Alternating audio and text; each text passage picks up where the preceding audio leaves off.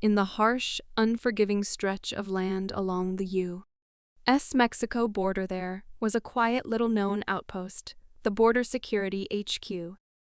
It wasn't glamorous. It wasn't a major base.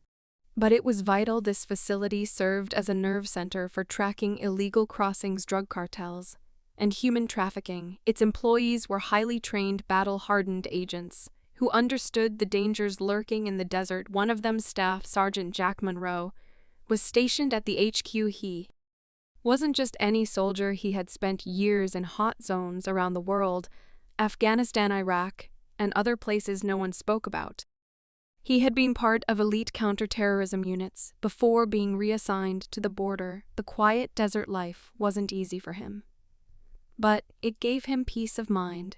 He had learned to appreciate the stillness, knowing that his job was to protect the innocent and prevent the chaos from spilling into the country. One afternoon, the hum of the desert wind was broken by the roar of motorcycle engines.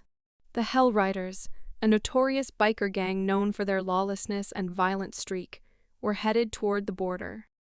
They were looking for a place to lay low after a series of brutal robberies in Mexico.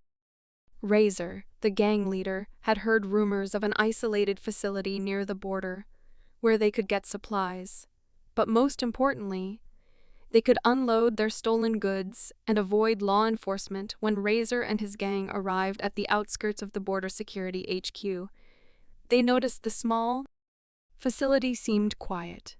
It was the perfect place to hide in plain sight, tucked away beneath the scorching desert sun. Without much thought, they revved their engines and charged forward. Eager to cause a little trouble and make some easy money, the bikers pulled up to the entrance, where a small guard post stood. They revved their engines, the sound deafening in the stillness of the desert. They started shouting insults, taunting the guards inside. Razor, always eager for a confrontation, pushed his way forward to the front gate and slapped the metal gate with his gloved hand. "This place looks deserted," he mocked. "Ain't nobody home to stop us, huh?" Inside the facility, Jack Monroe sat at his desk, watching the bikers through the security cameras. His face remained stoic. He wasn't surprised.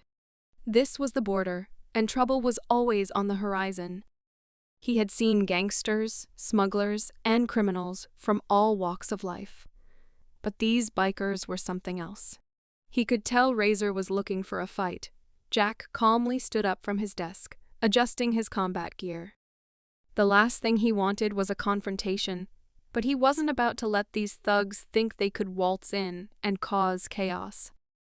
With the skill of a trained soldier, he moved swiftly through the compound's tight corridors and out to the front gate. Razor saw him emerge, his uniform dark and official, the name Monroe stitched on his chest. The gang leader smirked, clearly sizing him up. "You're gonna stop us?" Razor called out, revving his bike. "You're one man." Jack took a deep breath and stood firm. "This is a secure facility," he replied, his voice calm but unwavering. "You're trespassing," Razor laughed. "Listen, soldier, we're not interested in your rules. We're here for some fun. Get out of the way." Jack's eyes narrowed.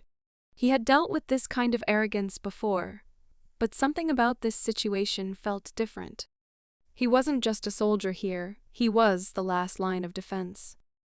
He couldn't let them break through. The bikers circled him, revving their engines and closing in. But Jack didn't flinch.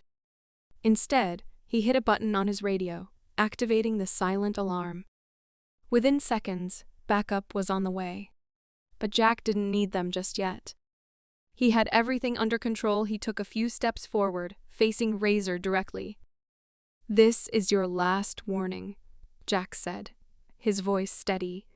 Razor's grin faltered for a second, but he quickly regained his cocky attitude. "We'll see about that, soldier." Then it happened. Razor gunned the throttle of his bike, aiming to ram Jack. But Jack was already moving. With lightning-fast reflexes, he sidestepped the bike, grabbed the front wheel, and twisted it hard, sending Razor sprawling into the sand. The gang leader was stunned, but he quickly scrambled to his feet. Shouting at his crew to attack, the bikers rushed in, but Jack was already in motion with the precision of someone who had seen real combat. He disabled their bikes one by one, using quick, calculated moves. A low kick to one biker's knee, a twist of the wrist on another. The bikers were caught off guard, each one falling faster than they could react.